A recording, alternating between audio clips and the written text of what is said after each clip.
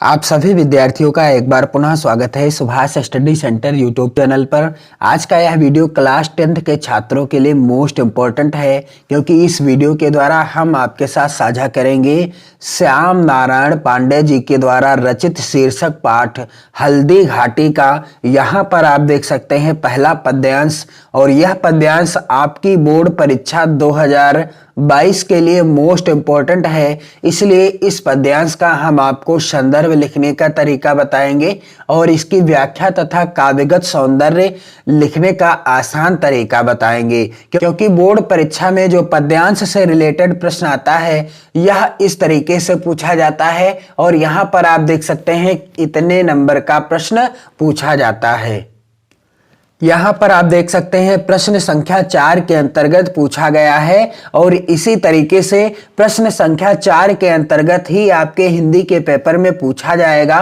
निम्नलिखित पद्यांशों में से किसी एक की संदर्भ सहित व्याख्या कीजिए। यहाँ पर आप देख सकते हैं 4 का और 4 खा दो पद्यांश दिए गए हैं। इसी तरीके से दो पद्यांश दिए होंगे। आपको क्या करना है, किसी एक पद्यांश का संदर्भ लिखना है, व्याख्या एवं काव्यगत सौंदर्य भी लिखना है, जिसके लिए आपको कुल यहां से कितने नंबर मिलेंगे, कुल 6 नंबर यहां से मिल जाएंगे। तो आज का जो पद्यांश है मोस्ट इंपॉर्टेंट है 2022 बोर्ड परीक्षा के लिए। और पद्यांश क्या है, मेवाड़ केसरी देख रहा केवल रण का न तमाशा था, वह दौड़ दौड़ करता था रण, वह मान रक्त का प्यासा था, चढ़कर चेतक पर घूम घूम करता सेना रखवाली था, ले महामृत्यु को साथ साथ मानो प्रत्यक्ष कपाली था। तो इस पद्यांश का आप संदर्भ कैसे लिखेंगे बोर्ड परीक्षा में,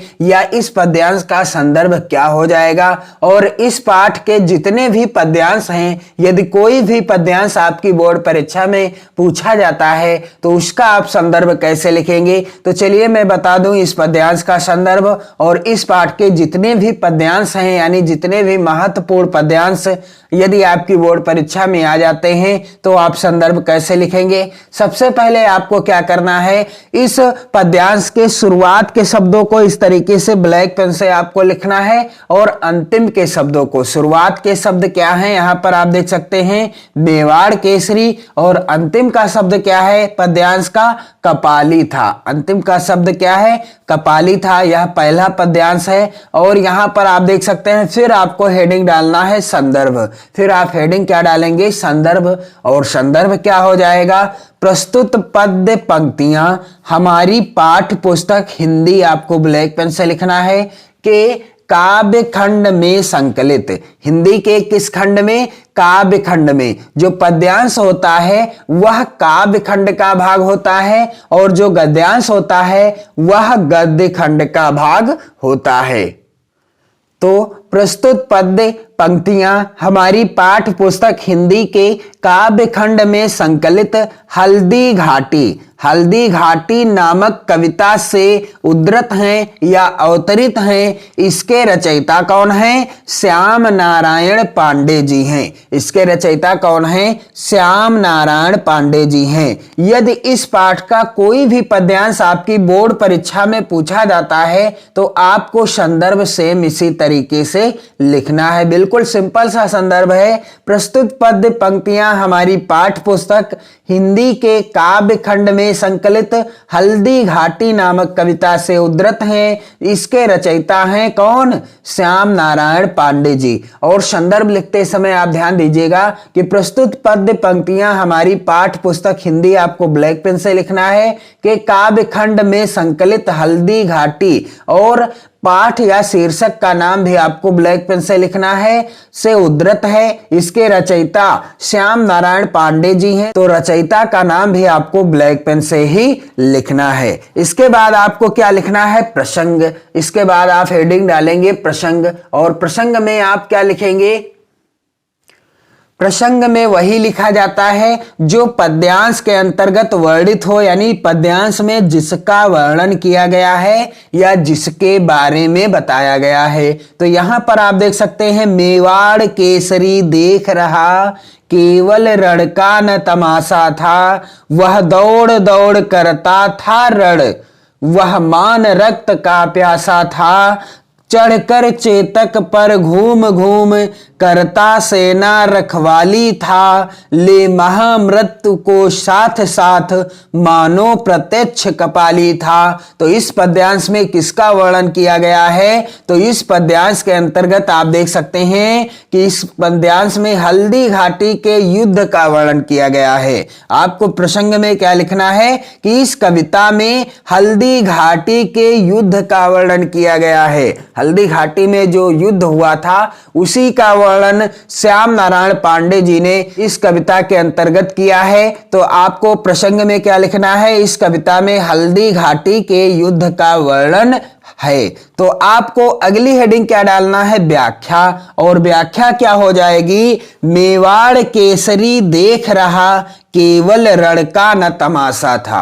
मेवाड़ केसरी देख रहा, केवल रण का न तमाशा था। मेवाड़ केसरी अर्थात महाराणा प्रताप।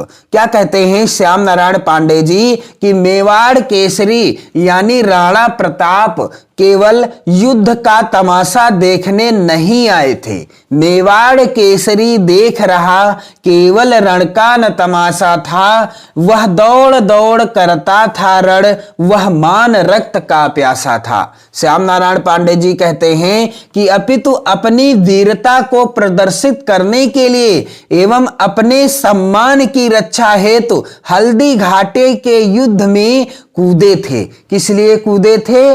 अपनी वीरता का प्रदर्शन करने के लिए, अपने सम्मान की रक्षा हेतु हल्दी घाटी के युद्ध में कूदे थे। वह दौड़ दौड़ कर इस प्रकार युद्ध करते थे जैसे वह अपने सम्मान की रक्षा हेतु रक्त पिपासु हों।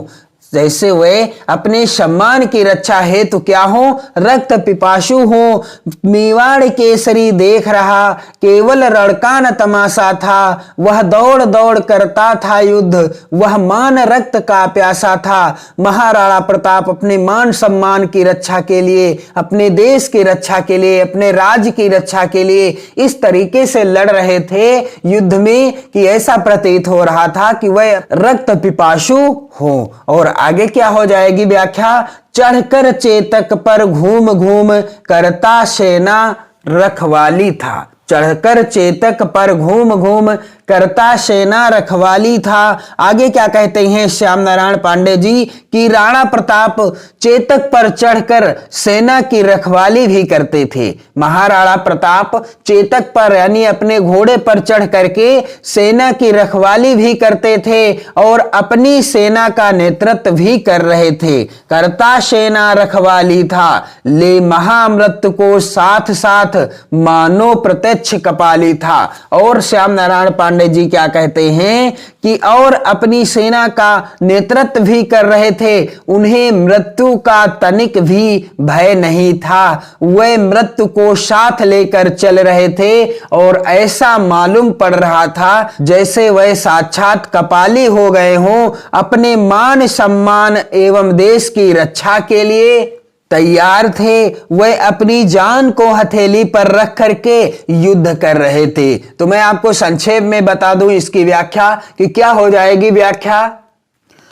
मेवाड़ केसरी देख रहा, केवल रण का न तमाशा था। वह दौड़ दौड़ करता था रण, वह मान रक्त का प्यासा था। श्याम नारायण पांडे जी कहते हैं कि मेवाड़ केसरी अर्थात महाराणा प्रताप केवल रण का यानी युद्ध का तमाशा देखने नहीं आए थे। वह दौड़ दौड़ करता था रण, वह मान रक्त का प्यासा था। अर्थात वह अपनी वीरता का प्रदर्शन करने के लिए, अपने राज्य के सम्मान के लिए दौड़ दौड़ कर रण यानी युद्ध कर रहे थे और ऐसा लग रहा था कि वह अपने सम्मान की रक्षा हेतु रक्त पिपासु बन गए हों। चढ़कर चेतक पर घूम घूम करता सेना रखवाली था। और महाराणा प्रताप चेतक पर चढ़ करके सेना की रखवाली भी करते थे और अपनी सेना का नेतृत्व भी कर रहे थे। ले महामृत्यु को साथ साथ मानो प्रत्यक्ष कपाली था।